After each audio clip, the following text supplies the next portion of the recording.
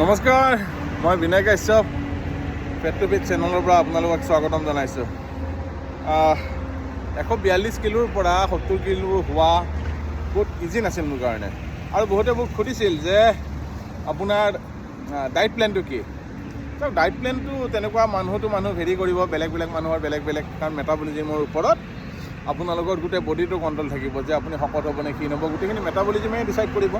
তো এটা ভাল আপোনালোকক কওঁ যে চাইণ্টিফিক ৱেত মই আপোনাক বুজাই আছোঁ যে মেটাবলিজিম ষ্ট্ৰং কৰাৰ কাৰণে যিটো আপোনাৰ খোৱা বস্তু ট্ৰাইগ্লিচাইড কনভাৰ্ট হয়, যিটোৱে আপোনাক গ্লাইক'জেন আনে, আৰু যিটো ফেট ষ্টাবন ফেট বুলি কয়, যিটো সাধাৰণতে আণ্ডাৰ থাই পেট বেলি ফেট এইবিলাকত থাকে, এইবিলাক মানে গুচোৱাটো বহুত সহজ কথা নহয়।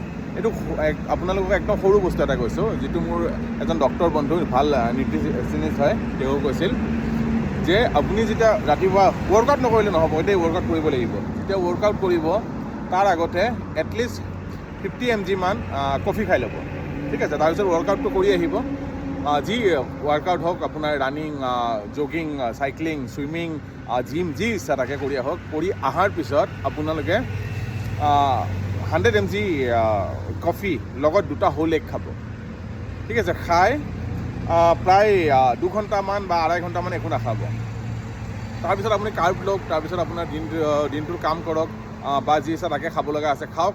তাৰপিছত চাব যে আপোনাৰ যিটো ফেটছ আছে, লিভাৰত যিটো ফেটছ আছে, সেই ফেটছবিলাক লাহে লাহে নোহোৱা হ'ব। আৰু এবাৰ যেতিয়া ফেটি লিভাৰ নোহোৱা হ'ব, মনত ৰাখিব আপুনি যি খাব আপোনাৰ মেটাবলিজিম হাই হৈ যাব, আৰু যি খাব আপোনাৰ শৰীৰত লাগিব।